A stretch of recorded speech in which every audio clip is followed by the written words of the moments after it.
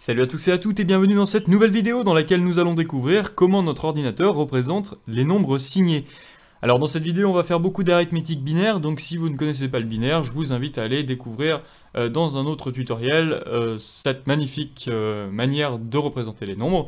Donc si vous êtes capable par exemple de dire que 0011 ça correspond à 3 dans un système décimal, ou que 1001 ça représente 9, et que vous êtes capable par exemple de faire l'addition de ces deux nombres, donc 0011 plus 1001, ça donne 1 plus 1, ça fait 2, je pose 0, je retiens 1, 1 plus 1, ça fait 2, je pose 0, je retiens 1, je mets 1, je fais tomber le 1, et ici, cette valeur représente 12, donc on a bien fait 3 plus 9 égale 12, en binaire, donc avec voilà, ces représentations. Si vous êtes capable de faire ceci, c'est que vous êtes parfaitement apte à suivre cette vidéo. Donc c'est parti. Alors, dans cette vidéo, comme je le disais, on va tenter de représenter des nombres signés d'un point de vue processeur. Donc imaginez que vous êtes un processeur et que vous voulez représenter les nombres signés. Alors bien évidemment les informaticiens tout au long de l'histoire de l'informatique, ils ont essayé de représenter ces nombres de la manière la plus optimisée possible, et donc la première idée qui est venue, c'est de se dire qu'on va réserver un bit comme étant la représentation du signe du nombre. Alors déjà, au passage, qu'est-ce qu'un nombre signé? Un nombre signé, c'est un nombre qui a un signe, c'est-à-dire soit plus, pour représenter un nombre positif, soit moins pour représenter un nombre négatif. Donc voilà. Admettons que nous sommes sur une architecture 4 bits, c'est-à-dire qu'il y a possibilité d'avoir 4 bits maximum, donc 4 bits, ceci. On s'est dit qu'on va garder le premier bit en partant de la gauche comme étant le signe. Donc ce bit-là, dans cette colonne ici, on s'est dit, bon, on va faire en sorte que cette colonne corresponde au signe de la valeur que l'on veut représenter en binaire. Donc s'il y a un 1 dans cette colonne, on sait que c'est un signe négatif, et s'il y a un 0, on saura que c'est un signe positif, plus. Et la valeur est représentée par les bits restants, ici on a 3 bits pour représenter la valeur, c'est donc, ici on sait que c'est un 1. Donc théoriquement, on pourrait se dire que, si notre système comprend cette méthode, on pourrait se dire que comme j'ai un 1 ici, c'est un nombre négatif, et la valeur ici, avec le reste des bits, c'est un 1, donc on pourrait se dire que, pour un ordinateur qui comprendrait cette méthode, tout ça, ça correspond à moins 1. D'accord? Le problème, c'est que, bien évidemment, ici, je peux représenter au maximum 1, 1, 1 en valeur, en termes de valeur, et ici 0 ou 1 pour le signe, donc ça veut dire que je peux aller à 7 maximum, ou moins 7 en termes de valeur. Mais ça, c'est pas le problème le plus important. Le problème le plus important, c'est qu'on a deux représentations du 0, c'est-à-dire une fois positif et une fois négatif. Et vous allez voir que ça, c'est pas terrible. Effectivement, si je fais par exemple 1, 0, 0, 0, là, j'ai représenté moins 0 avec ma méthode. Et si je fais 0, 0, 0, 0, j'ai représenté plus 0. D'accord? Puisque le signe ici est représenté par cette colonne. Et ça, c'est pas possible, c'est pas optimisé, on pourrait contourner l'histoire et tout, ça serait pas top. Et si encore les opérations qu'on pourrait faire avec fonctionneraient de manière la plus simple possible, ça serait top, mais bon, c'est pas le cas. Effectivement, nous, ce qu'on veut faire, c'est de simples additions, parce que c'est une opération très rapide à faire. On veut par exemple faire, si on faisait par exemple 7 plus moins 2, pour l'ordinateur, on utiliserait une opération plus, et si on avait le résultat ici, ça serait top, mais c'est pas le cas, effectivement, je vais vous le montrer. Donc on prend 7 en binaire, c'est représenté comme ça. On sait que c'est un nombre positif puisque la colonne ici, la première colonne partant de la gauche est un 0. Dans notre pseudo-représentation des nombres négatifs, on pourrait dire que, je sais plus, j'avais pris moins 2 je crois, ou moins 3. On va prendre moins 3. Si je veux représenter moins 3, avec notre méthode, ça serait comme ça, puisque ici on a un nombre, on a un 1 pardon, dans la colonne tout à gauche des bits pour représenter le signe négatif. Ici on a 3 qui est représenté au niveau de la valeur. Et si je fais une addition de ces deux nombres, 0, 1, 1, 1, 1, 0, 1, 1, plus 1 et 1, ça fait 2, je pose 0, je retiens 1, 1 et 1, et 1, je peux poser 1 et retenir 1, 1 et 1 ça fait 2, je pose 0, je retiens 1, 1 et 1, ça fait 2, je pose 0 et je retiens 1. Donc là je suis déjà plus loin que la possibilité de mon système, c'est-à-dire de stocker 4 bits. Donc déjà c'est pas terrible, ça fonctionne pas top parce que je dépasse le nombre de bits. Et si je lis ce nombre en binaire, je suis... admettons que on puisse dépasser le nombre de bits possible, ce qui n'est pas logique en soi, mais j'aurai déjà ici un nombre négatif, donc ça veut dire que 7 moins, donc ici on avait dit, souvenez-vous que ça c'est la représentation de moins 3, donc 7 moins 3, nous on sait en tant qu'humain que ça vaut 4, là ici on serait déjà sur un nombre négatif puisque la colonne tout à gauche aurait été égale à 1, mais de toute façon en soi c'est pas possible puisqu'on est déjà à 5 bits alors que notre architecture fonctionne qu'avec 4 bits, donc c'est pas top. Donc il a fallu trouver une autre méthode, et l'autre méthode c'est ce qu'on appelle le complément à 1, ou le ones complement en anglais, qui fonctionne de la manière suivante. On s'est dit, on va partir d'un nombre positif qu'on veut convertir en nombre négatif. Par exemple, je veux convertir 7, ici en décimale, et je veux récupérer moins 7. Donc comment on fait? Eh bien, on s'est dit, on va inverser tous les nombres, tous les bits, pardon. Donc par exemple, 0 va passer à 1, 1 va passer à 0, 1 va passer à 0, et 1 va passer à 0. Et donc cette représentation, si l'ordinateur la comprend, il va considérer que ce qui est en fait 8 dans notre système décimal, de manière lisible ici, correspondrait pour lui à moins 7, avec cette méthode dite de ones complement. Complément à 1. Donc du coup, l'ordinateur pourrait lire ce nombre comme étant moins 7. En plus, ça tombe bien, la première colonne ici est bien le bit du signe, donc il considère ce nombre comme étant négatif. Le souci est le suivant, on a toujours notre possibilité de représentation des deux zéros, et ça c'est absolument à bannir. Si par exemple je fais 1, 0, 0, si par exemple je prends le 0 ici en positif, c'est plus 0, et que j'essaie de le convertir avec la méthode ones complement à moins 0, ce qui est une aberration en soi, mais si j'essaie de le faire quand même, eh bien vous allez voir que c'est possible.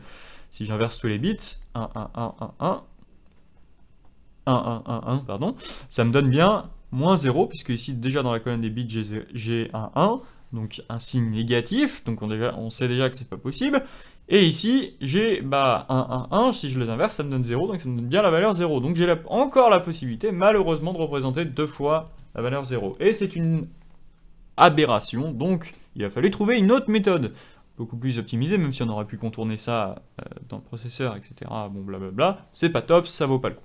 Donc du coup, la nouvelle méthode qu'on a trouvée, c'est ce qu'on appelle le twos complement. Twos complement. Complément à 2. Donc du coup, ça fonctionne à peu près de la même manière que le ones complement, mais en rajoutant 1. C'est-à-dire que maintenant, si notre système comprend cette méthode de transformation d'un nombre positif en négatif, par exemple, je prends la valeur 7, en décimale, je vais faire un ones complement, comme ceci, j'ai un nombre négatif, je le sais, puisque la colonne des bits ici est remplie à 1, et je rajoute 1, et c'est ça l'intérêt du twos complement, c'est de rajouter 1, 0, 0, et là je rajoute 1, d'accord? Donc du coup, cette représentation ici, pour l'ordinateur, s'il comprend le twos complement, il va se dire, ok, la colonne des bits c'est un 1, donc je sais que c'est un nombre négatif. Convertir en décimale pour que ce soit plus simple, et il va voir ici cette valeur. Il sait que de toute façon, on a rajouté un 1, d'accord? Donc il va ici le remettre à 1, et il va le réinverser au niveau des bits, hop, 1, 1, 1, et il va savoir qu'en fait, c'est un moins 7. Donc on est parti de 7 pour arriver à moins 7. Donc là, on a une autre manière de représenter un nombre négatif pour l'ordinateur, ce qui est plutôt pas mal. Et maintenant, on va essayer de se dire... qu'est-ce qui se passerait si on représentait à nouveau le moins 0 et le plus 0. Donc on va essayer de le faire, ce qui n'est pas possible, ce qui est une aberration, mais on va essayer de le faire avec le twos complement, pour voir si l'ordinateur il peut arriver à ce résultat, ce qui n'est pas plausible, mais ce qui peut être plausible, logiquement parlant, on va dire, pour l'ordinateur. On va voir si le résultat est possible. Donc, le 0, c'est ça, plus 0, on va essayer d'avoir moins 0. Moins 0, ça voudrait dire quoi avec la méthode twos complement? Donc on va essayer de convertir le 0 en moins 0 avec la méthode twos complement. Donc déjà, on passe en ones complement, qui correspond à l'inversion de tous les bits. Donc, d'ailleurs, pour inverser tous les bits, l'opération binaire logique, c'est point d'exclamation, c'est-à-dire note. D'accord? Donc ça, c'est l'inversion binaire. C'est-à-dire que si j'ai 0, que je fais note 0, ça me donne 1, et si je fais note 1, ça me donne 0. D'accord? Donc du coup, ici, je rajoute 1, puisque là j'ai fait le ones complement, je rajoute 1 ici, donc ça fait 1 plus 1, ça fait 0, je rajoute 1, enfin je retiens 1, 1 plus 1, ça fait 0, je pose 0, je retiens 1. 1 plus 1, ça fait 2, je pose 0, je retiens 1. 1 plus 1, ça fait 2, je pose 0, je retiens 1. Mais là, sur 4 bits, j'ai bien 0. Et le 1 qui est ici, bah au final, je m'en fous, puisque je vais le jeter complètement à la poubelle, puisque je suis sur une architecture 4 bits. Et sur une architecture 4 bits ici, ça fonctionne, j'ai le résultat qui est 0. Donc j'ai une seule et unique manière de représenter le 0 avec le two's complement. Même si j'essaie d'avoir moins 0, c'est pas possible, puisque sur une architecture 4 bits, ici, je n'ai qu'une seule possibilité de représenter le 0. Voilà, donc c'est ça l'avantage du two's complement. Maintenant, on va faire quelques exercices, on va essayer de faire des opérations avec le two's complement. Donc on va prendre par exemple la valeur 7 et la valeur moins 2, tiens. Donc la valeur 7, quoi qu'il arrive, c'est un nombre positif, on peut la représenter simplement comme ceci. Et la valeur moins 2, bah, on va partir de la valeur positive 2, comme ceci. On va prendre le one's complement, ça fait 1, 1, 0, 1. On va lui rajouter 1 pour être un two's complement. Ça fait 1 plus 1, ça fait 2, je pose 0, je retiens 1. Je fais tomber le 1. Ici, j'ai le 1. Ici, j'ai le 1. Et en fait, cette valeur qui est en fait mappée dans un système décimal sur 14, ça en fait 14, sera mappé pour l'ordinateur sur la valeur moins 2. Donc là, en two's complement, 14, en binaire, vaut moins 2 pour l'ordinateur. Donc du coup, si j'essaie de faire 7 plus moins 2, 7 plus moins 2, avec moins 2 qui est représenté comme ceci. Hein. Donc si j'essaie de faire 7 plus moins 2, ça fait 7 plus moins 2. Moins 2. Moins 2, on sait que c'est ça. Qu'est-ce que ça me donne? 0 plus 1, ça fait 1. 1 plus 1, ça fait 2. Je pose 0, je retiens 1. 1 plus 1 plus 1, ça fait 3. Je pose 1, je retiens 1. 1 plus 1, ça fait 2. Je pose 0, je retiens 1. Mais le 1 que je retiens, il va à la poubelle. Et donc, parce que je suis sur une architecture 4 bits. Ici, je suis sur mon architecture 4 bits. Et que vaut ce nombre sur mon architecture 4 bits en binaire, ça vaut 5. Effectivement, on a un 1 dans la colonne des 4, on a un 1 dans la colonne des 1. 4 plus 1, ça fait 5. Et j'ai bien mon opération qui fonctionne, puisque 7 plus moins 2, donc 7 moins 2, ça fait bien 5. Donc là, j'ai réussi à faire une opération avec un nombre représenté avec le two's complement qui vaut moins 2, et un nombre qui vaut 7.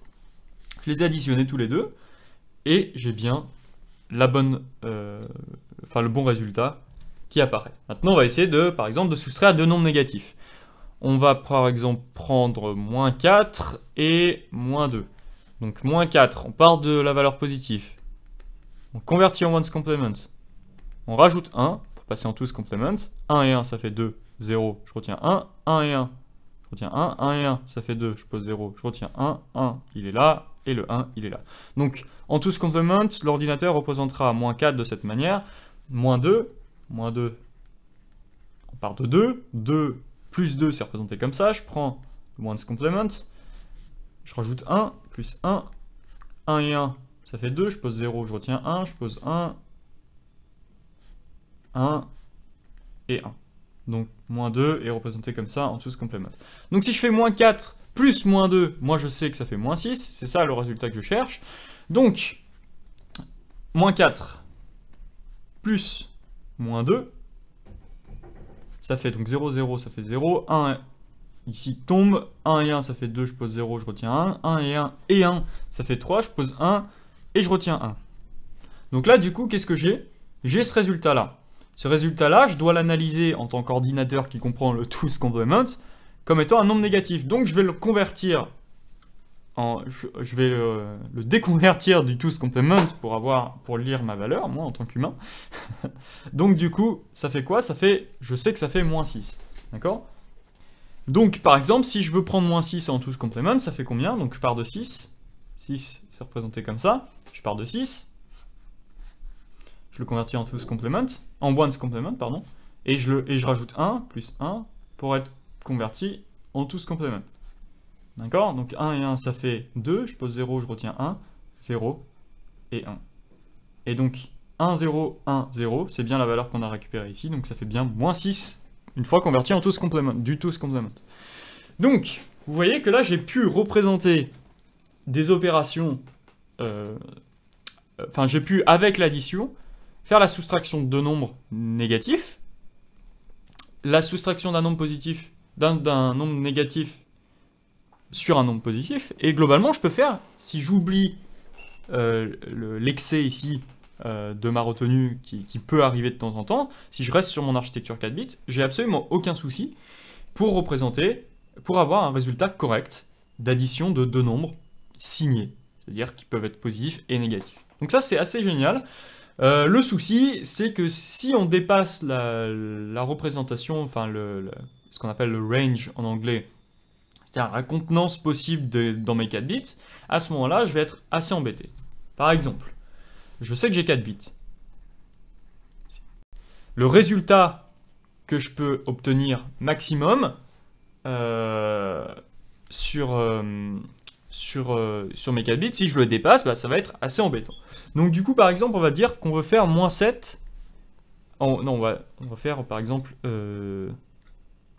Qu'est-ce qu'on pourrait faire? On va faire moins 7, moins 7. D'accord? Comme ça, on va faire moins 7, moins 7. On sait que ça fait moins 14. Donc on va voir si on peut stocker moins 14 sur 4 bits. C'est assez simple à déterminer.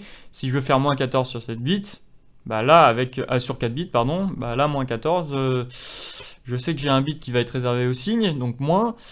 Et là, 14, bah, je peux pas le représenter. Je peux représenter au maximum 7, ici. Donc ça, en fait, bah, en tous complement, même pas, en fait, en ones complement, ça ferait 7, ça ferait 0, pardon. Donc là, je suis un peu embêté pour représenter mon moins 14. On va essayer de faire quand même l'opération. Donc moins 7. Donc, moins 7, on sait que ça fait, donc hop, hop, positif, ça fait 7. Je prends le ones complement, ça représente ça. Je rajoute 1, ça fait ça. Moins 7, on sait que ça fait ça en tous complement. Moins 7. Oh, je l'ai déjà mis là-haut. Donc si je veux faire moins 7 plus moins 7 en tous complement. 1 plus 1, ça fait 2. Je pose 0, je retiens 1. 1, je fais tomber le 0. 1 plus 1, ça fait 2, je pose 0, je retiens 1. D'accord? Maintenant, je vais essayer de convertir le résultat que j'ai ici sur 4 bits pour pouvoir voir si ça me donne moins 14. On sait que c'est pas possible. Mais si par exemple je prends moins 14 et que j'essaie de le représenter en tous complement, je sais que c'est pas possible, quoi qu'il arrive, de le représenter. Donc là, j'ai ce qu'on appelle un overflow. Donc un overflow, ça veut dire quand je n'ai pas la possibilité sur le nombre de bits que j'ai dans mon architecture de représenter la valeur le résultat de l'opération ou un nombre représenté tel quel. Donc du coup, comment nous en tant qu'informaticien ou programmeur, on peut récupérer ce fait, enfin cet overflow, comment on peut savoir qu'il y a une erreur et que c'est pas possible? Parce que de toute façon, l'erreur, on pourra jamais rajouter un bit en plus, on pourra jamais inventer un bit supplémentaire dans notre architecture si on n'a que 4 bits maximum. Donc du coup, il faut être prévenu de cette erreur pour réagir en conséquence. Donc, la réaction, c'est à vous de la choisir en tant que programmeur. Donc du coup, il faut quand même qu'on trouve une méthode pour s'assurer à chaque fois qu'on ait ce qu'on appelle un overflow, c'est-à-dire un dépassement. Donc un dépassement de bits en l'occurrence. Et cette méthode, elle est assez simple. On va checker la retenue d'avant et d'après sur les deux dernières colonnes. Donc, dans notre cas ici, si je refais l'opération, 1 plus 1, ça fait 0. D'accord, ça fait 2. Donc je pose 0. Et là, pour passer de cette colonne à celle-ci, ici, qu'est-ce que j'ai fait? Je retiens 1. D'accord? Donc ici, j'ai 1. 1 plus 0, ça fait 1. D'accord? Donc pour passer de cette colonne à cette colonne ici, j'ai 0 de retenue. D'accord? Je peux poser 0. 0 plus 0, pour passer de cette colonne à cette colonne, j'ai 0 de retenue. D'accord? Et pour passer de cette colonne à la future colonne qui devrait exister, donc ça fait 1 plus 1, ça fait 2, donc je peux poser 0. Mais je retiens 1, donc pour passer à la future colonne ici, j'ai un 1 qui est retenu. D'accord? Ce qu'on appelle le carry bit, je crois, en anglais. Donc du coup, si je regarde les deux dernières colonnes, les retenues sont 0 d'abord, en partant de la droite, et ensuite ont été 1, pour passer vers la colonne qui est inexistante. Et là, en fait, on s'aperçoit que dans tous les cas où il y a un overflow, si ces deux retenues ici sont différentes, quoi qu'il arrive, on sait qu'on aura un overflow. D'accord? Ça veut dire qu'en gros, l'overflow, il arrive tout le temps à partir du moment où les deux derniers bits qui ont été retenus, ici les deux dernières retenues, sont différentes quoi qu'il arrive. C'est-à-dire qu'on aurait pu très bien avoir 0 et 1, donc d'abord on aurait pu d'abord avoir ici... on aurait pu d'abord avoir un 1 ici retenu qui est ici, et si on avait eu un 0 ici, à ce moment-là, on sait qu'on aurait eu un overflow. Si on aurait eu par contre 0 et 0, donc 0 et 0 ici, admettons, bon là ça marche pas, hein, c'est pas plausible ce que j'écris, mais si on avait eu un 0 et un 0, à ce moment-là on n'aurait pas eu d'overflow. Si on avait eu un 1 et un 1, on n'aurait pas eu d'overflow. Donc en fait, on s'aperçoit que pour tester ça, on a une opération binaire de base qui est la suivante. Donc là je vais prendre tous les bits possibles, toutes les combinaisons possibles. Donc 1 et 1, je veux définir qu'il y a un overflow. Est-ce qu'il y a un overflow ici? Oula. Est-ce qu'il y a un overflow? Donc dans cette situation, oui, il y a un overflow. Dans cette situation, oui, il y a un overflow. Dans cette situation, non, il n'y a pas d'overflow. Et dans cette situation, non, il n'y a pas d'overflow. Et cette opération binaire, elle s'appelle le exclusive OR, ou XOR. Voilà. C'est-à-dire qu'il faut absolument que les deux bits que l'on teste soient différents pour envoyer true ou pour envoyer 1. Et si les deux sont différents, à ce moment-là, c'est false. Sont égaux, c'est false. Si les deux bits sont égaux, c'est false. Donc ça renvoie 0. D'accord? Donc on va continuer, on va faire encore deux exemples pour vérifier que tout ça est valable. Donc du coup... Voilà, j'ai ma tablette graphique qui ne répondait plus. Voilà. Donc du coup, ce que je vais faire, c'est que là, maintenant, je vais prendre moins 7. Mais par exemple, je vais prendre moins 7 plus 3. Donc plus 3, c'est représenté comme ça en binaire. Voilà. Donc alors, moins 7 plus 3, nous, on sait que ça fait moins 4. Moins 4, on sait qu'on peut le représenter en tous complément dans notre ordinateur sur 4 bits. Donc du coup, ce qu'on va faire, c'est qu'on va faire donc... 3 moins 7 par exemple. Donc 3 plus moins 7 est représenté comme ça en tous complément. Et on va voir. 1 plus 1, ça fait 2. Je pose 0, je retiens 1. 1 plus 1, ça fait 2. Je pose 0, je retiens 1. D'accord? Donc ça c'est je vais l'écrire avec la colonne à nouveau. Donc ce que je vais faire c'est que donc 1 plus 1, ça fait 0, je retiens 1. D'accord? 1 plus 1, ça fait... Je pose 0, je retiens 1, ça fait 2, mais je pose 0, je retiens 1, ici. 0 plus 0 plus 1, je pose 1. D'accord? Donc là, je passe à la prochaine colonne avec une retenue de 0. D'accord? Et 0 plus 1, ça fait 1, et pour passer à la prochaine colonne, ça fait 0. Et on s'aperçoit qu'en fait, au niveau de mes retenues, ici, donc là, j'ai eu une retenue de 1, une retenue de 1, une retenue de 0, une retenue de 0. Si on regarde les deux dernières colonnes, on s'aperçoit qu'elles sont égales. Donc, si on regarde dans notre table de XOR, on s'aperçoit que c'est 0, donc ça veut dire qu'il n'y a pas eu d'overflow. D'accord? Donc là, la valeur ici, qui est représentée comme ça, on sait qu'elle est possible, et que ça fait bien moins 4. Si on représente moins 4, on va le faire. Ça fait 4, c'est représenté comme ça. D'accord? Si je prends le two's complement, c'est représenté comme ça. Le one's complement, pardon. Si je rajoute 1, plus 1, ça fait 1 plus 1, ça fait 0, je retiens 1. 1 plus 1, ça fait 0, je retiens 1. 1 et 1, et on retrouve le même résultat ici. Donc ça fait bien moins 4. Donc, là vous voyez que comme les derniers bits qui ont été carry, donc les deux derniers carry bits, c'est comme ça que vous retrouverez dans la majorité de la documentation, enfin des écrits concernant ce sujet, les deux derniers carry bits, ils sont égaux, donc ça veut dire qu'on n'a pas d'overflow. D'accord? On va refaire une dernière petite opération, pour que ça soit bien comprise, une opération, on va dire, qui marche pas. Là on a vu une opération qui marche, on va faire une opération qui marche pas. Prenons par exemple...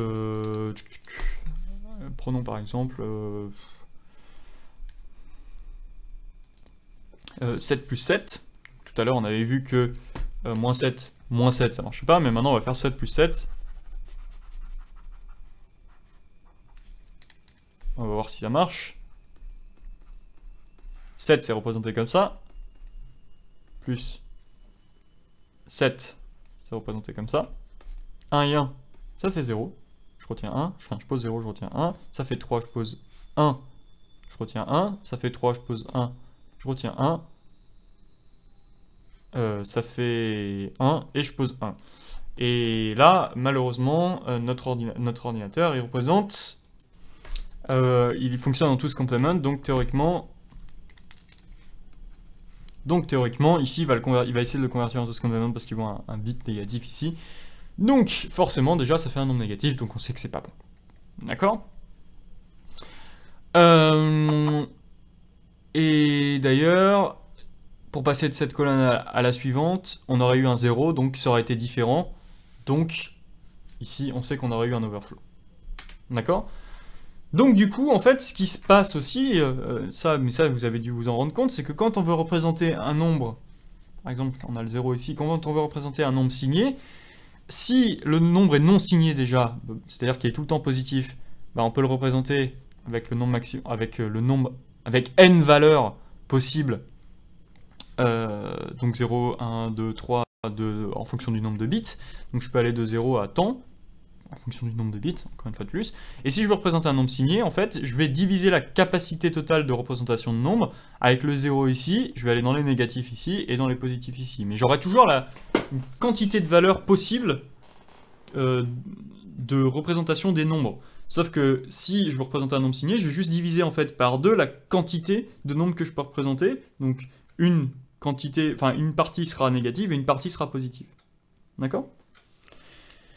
Donc voilà, on aura découvert la manière dont notre ordinateur représente les nombres signés, donc négatifs et positifs, et comment il réalise des opérations dessus. En tout cas, j'espère que cette vidéo vous aura intéressé. C'est vrai que c'est un petit peu complexe de prime abord, mais en fait, si on fait des opérations sur le papier, vous allez voir. Si vous en faites beaucoup, vous allez voir qu'en fait, c'est une logique à prendre en main. Il y a pas mal de trucs qui sont entre guillemets magiques, mais qui fonctionnent, qui prendraient beaucoup plus de temps à démontrer, mais si vous connaissez les règles, vous êtes capable normalement eh bien, de réaliser des opérations simples et de mieux comprendre comment vos ordinateurs, les processeurs, représentent eh bien, ces nombres signés.